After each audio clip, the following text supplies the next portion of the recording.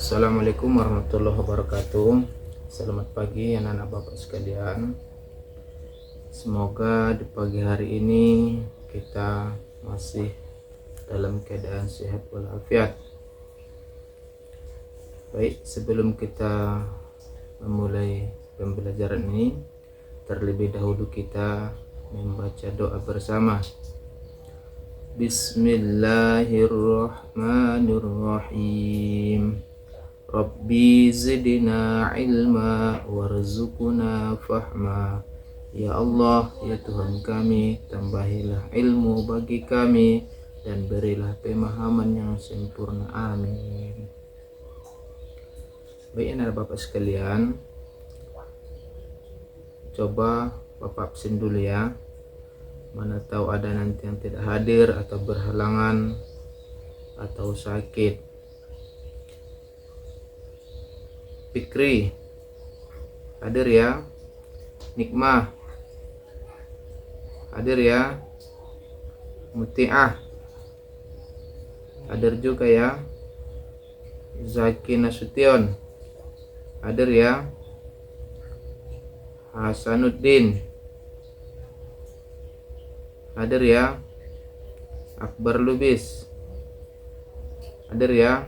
Berarti semua hadir. Jadi anak-anak bapak sekalian, semalam kita belajar tentang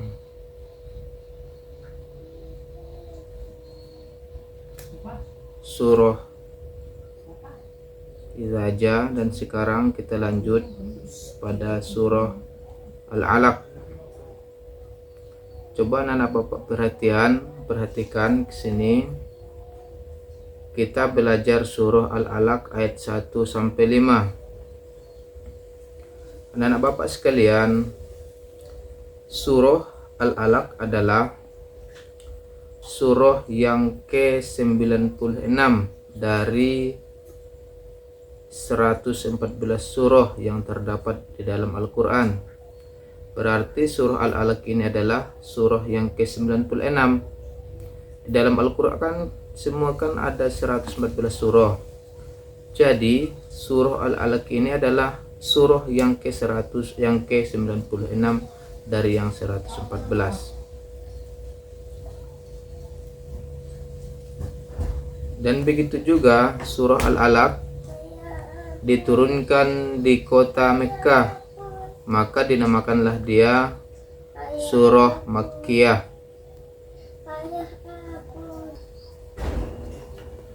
Surah Al-Alaq diturunkan di kota Mekkah, maka dinamakanlah surah Al-Alaq ini surah Makkiyah. Sedangkan surah yang turun di Madinah dinamakan adalah surah Madaniyah. Jelas anak-anak bapak sekalian ya.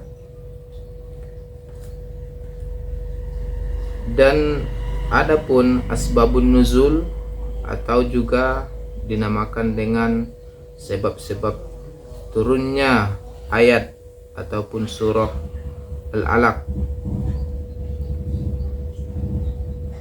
Surah Al-Alaq ini adalah wahyu yang pertama diturunkan kepada Nabi Muhammad SAW. Peristiwa ini terjadi ketika Nabi Muhammad SAW berada di Gua Hira saat beliau merenung dan beribadah.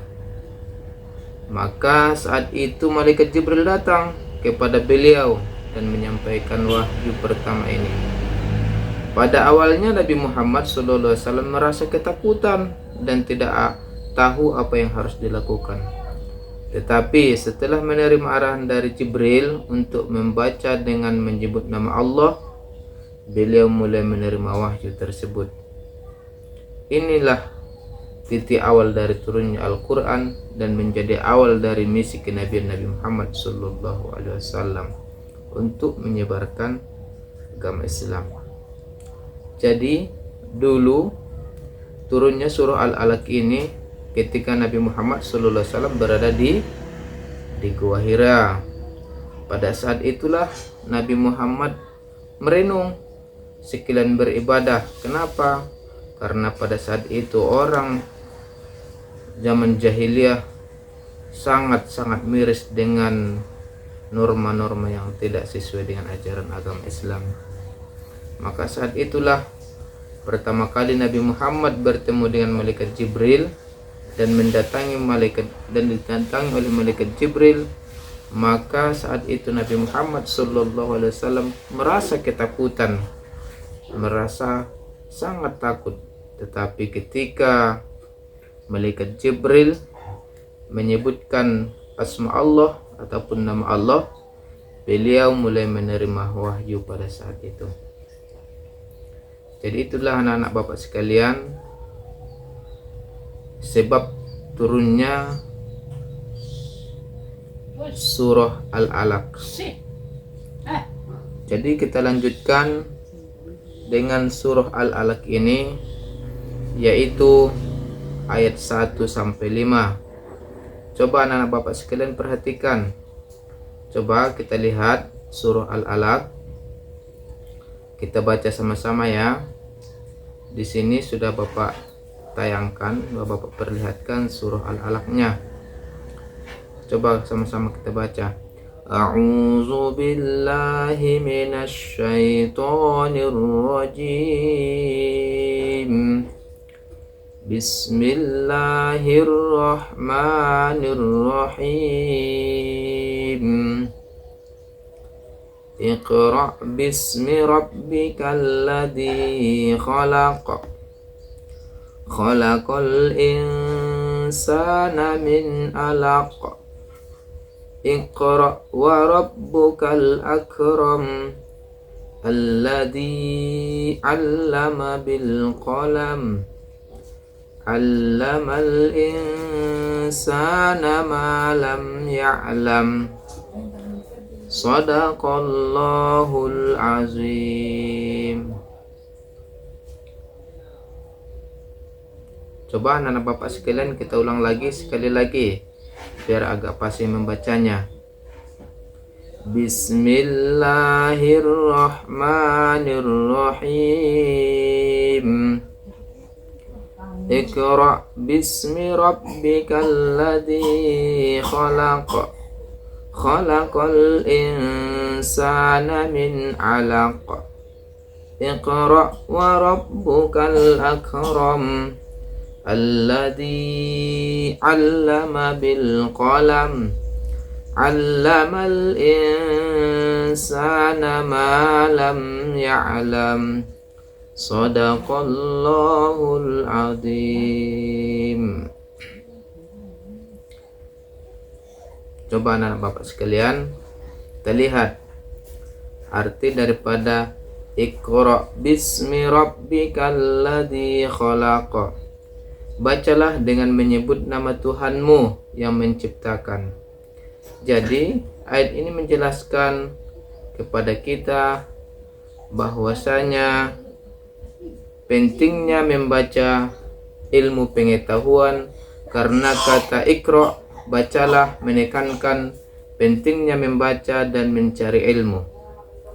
Berarti di sini dalam kata Iqra' menekankan bahwasanya kita harus menuntut ilmu, yaitu seperti yang kita lakukan ini anak Bapak sekalian, mencari ilmu agama, belajar membaca Al-Quran, belajar dengan qalqalah, belajar dengan makhrijul huruf.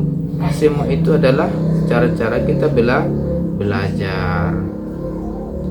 Jadi ini menganjurkan kepada kita bahwasanya penting untuk membaca, untuk mencari ilmu. Lanjut, next kita lihat. Khalaqal insana min 'alaq. Dia telah menciptakan manusia dari segumpal darah. Yaitu siapa manusia? Manusia itu adalah kita. Berarti kita ini adalah yang diciptakan oleh Allah. Dari mana? Dari segumpal darah.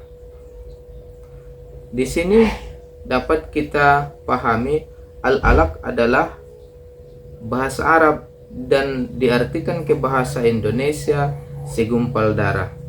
Ini merujuk pada tahap awal perkembangan manusia pada rahim ibu, menunjukkan proses penciptaan manusia yang menakjubkan dari sesuatu yang sangat kecil, yang sangat-sangat kecil dan yang sangat sederhana menjadi makhluk yang sempurna. Itu adalah kita manusia. Berarti kita manusia ini adalah diciptakan Allah awal-awalnya dari segumpal darah. Kita inilah laki-laki jadi, perempuan jadi, yang hitam pun, yang putih pun, semua itu adalah ciptaan daripada Allah. Awalnya semua yang ada di muka bumi ini yang namanya manusia itu awalnya dari segumpal darah. Paham anak bapak sekalian? Ya, lanjut. Kita lanjut ayat yang ketiga. Iqra wa rabbukal akram. Bacalah, dan Tuhanmu lah yang maha pemurah. Sifat Allah yang maha pemurah, al-akram, menunjukkan bahwa Allah sangat murah hati dan memberikan banyak karunia kepada manusia, termasuk kemampuan untuk membaca, belajar, dan memahami. Berarti kita pun juga harus pemurah kepada kawan, pemurah kepada tetangga, pemurah kepada kawan sebangku, pemurah kawan sekelas. Semua yang ada di muka bumi ini selagi dalam keadaan kebaikan, kita harus bersikap pemurah. Makanya di ayat ini menjelaskan bahwasanya Allah itu maha pemurah. Kita pun harus pemurah, harus tidak sombong, tidak kikir. Apa yang ada dalam kita, selagi kawan kita membutuhkan, kita kasih selagi ada sama kita. Iya kan, paham anak bapak? Al-akram adalah pemurah.